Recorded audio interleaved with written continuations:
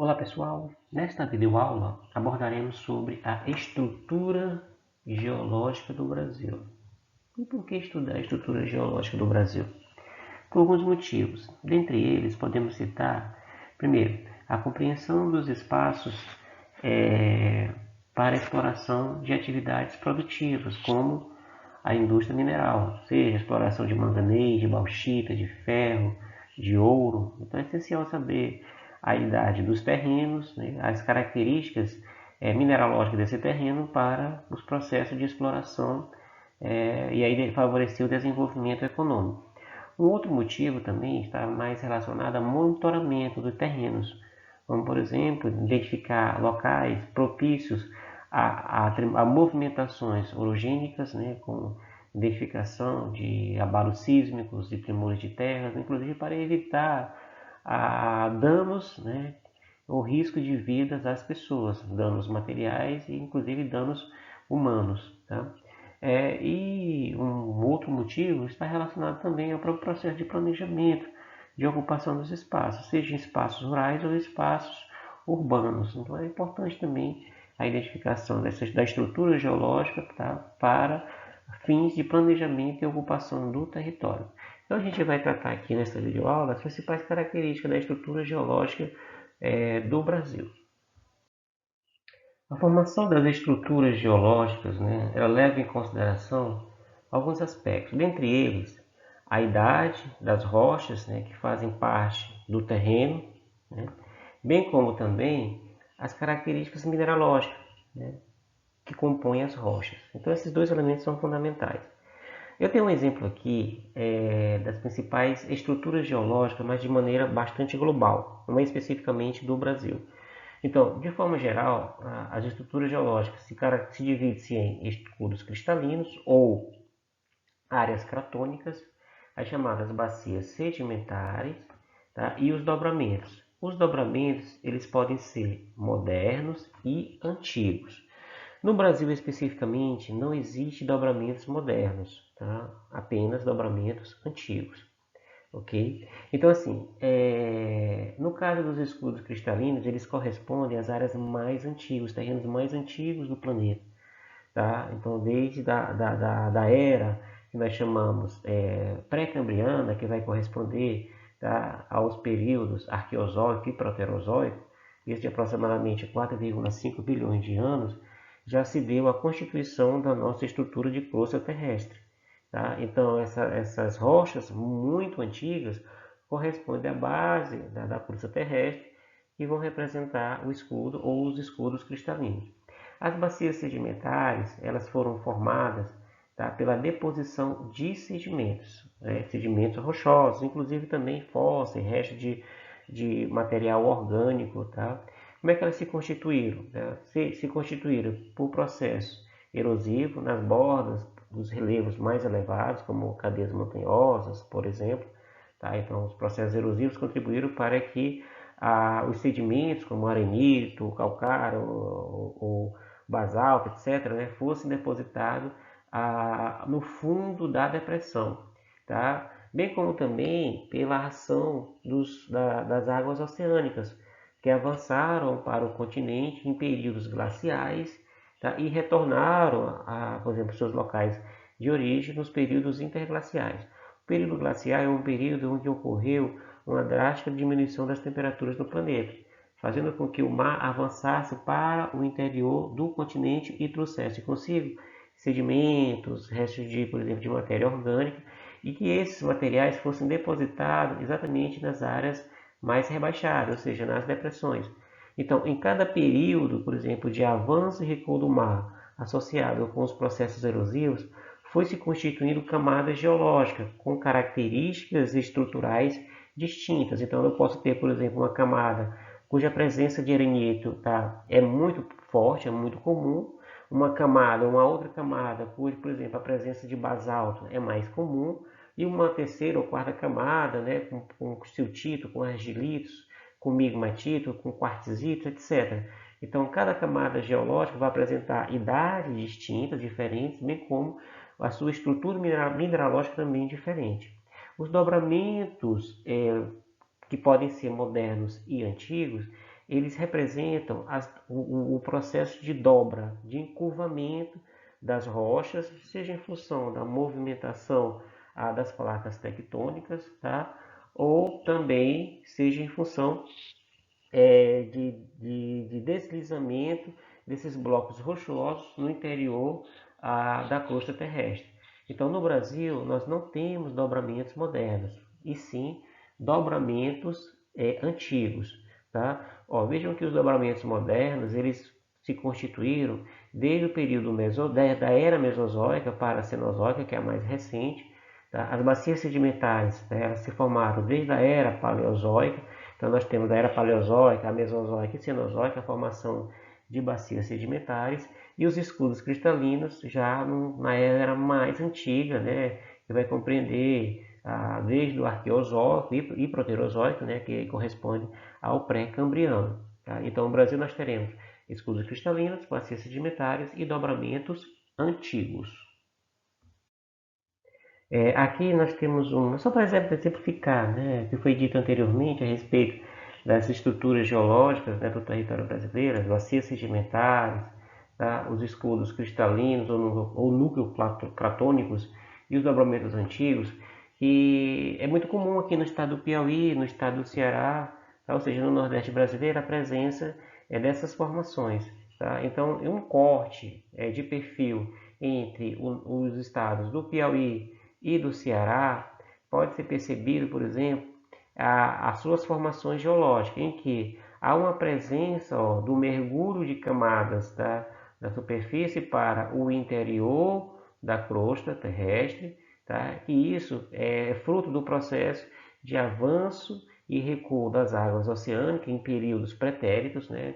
Ou seja, isso aproximadamente já desde o Paleozoico, tá? Em que a cada avanço e recuo do mar, né, trouxe consigo sedimentos e também associado com os processos erosivos nas bordas das serras, né, mais elevadas dessa região, também contribuiu para o processo de deposição. Então, cada camada aqui vai apresentar idades distintas e características também mineralógicas distintas. Então, teremos aqui muito comum a presença de arenito, de seixos, tá? De argilitos, né? De argilas, etc. Tá? Então, assim, apenas para essa representação mais regional da estrutura geológica. Então, recapitulando as principais características dos escudos cristalinos brasileiros. Eles foram formados no período pré-cambriano, ou seja, aproximadamente 4,5 bilhões de anos, ocupam cerca de 36% do território brasileiro. Desses 36%, tá? 32% são de terrenos arqueozoicos e 4% de terrenos proterozoicos. Esses terrenos proterozoicos, eles apresentam aspectos muito importantes, né? Como os chamados recursos minerais. Aí vale destacar o ouro, a bauxita, o manganês, o ferro. Então, assim, são espaços essenciais para desenvolvimento de atividades econômicas. Bem, e a respeito das bacias sedimentares, né? Principais características, para recapitular, elas se formaram desde o período, ou desde a era paleozoica, então inclui a era mesozoica, a era cenozoica, que é a mais recente, tá? Que é a era de surgimento da espécie humana, ocupam cerca de 60%, né, do território nacional, das terras do Brasil, e elas dividem-se em pequenas e grandes bacias sedimentares. Né? Vale destacar que a bacia Maranhão-Piauí, né, ou seja, a bacia na qual nós estamos sobre ela, tá, é uma grande bacia sedimentar do Brasil, a terceira maior bacia do Brasil. Cabe destacar que ocorreram erupções vulcânicas no Brasil no final da era Mesozoica, principalmente nos estados de Minas Gerais, de São Paulo, do Paraná, tá? Bem como também ocorreram, né, a formação de montanhas, né, e de grandes serras já no período da era pré-cambriana. Essa formação é fruto de movimentos orogênicos do chamado ciclo brasiliano. Então vamos lá. Numa caracterização cartográfica, né, da estrutura geológica do Brasil, vale destacar o trabalho do professor Jurandir Sanches Royce, da Universidade de São Paulo. Porque o professor Jurandir, ele apresentou a estrutura geológica do Brasil a partir de 4 grandes unidades estruturantes. Então nós temos as bacias sedimentares fanerozoicas do Amazonas, ou bacia sedimentar fanerozoica amazônica, tá? A bacia sedimentar fanerozoica do Maranhão, alguns chamam também Maranhão-Piauí, e a bacia sedimentar fanerozoica do Paraná. São as 3 grandes bacias sedimentares do Brasil. Então é muito comum a presença de gás natural, de petróleo nessas regiões, nessas bacias. As chamadas faixas de dobramento do ciclo brasiliano são a área onde ocorreram a movimentação, ou seja, os chamados movimentos orogênicos, tá? Com as formações, por exemplo, de serras, né, de montanhas, como a Serra do Mar, a Serra da Mantiqueira, a Serra do Espinhaço. Tá? Então, todas se distribuíram entre o litoral do Sudeste, tá? A região centro-oeste do Brasil, como os estados de Goiás, de Tocantins, né, do Mato Grosso do Sul e do Mato Grosso, bem como uma porção setentrional do Nordeste brasileiro. Tá? Temos também as coberturas sedimentares correlativas ao ciclo brasiliano, que são áreas onde houve a deposição de sedimento nas bordas dessas serras.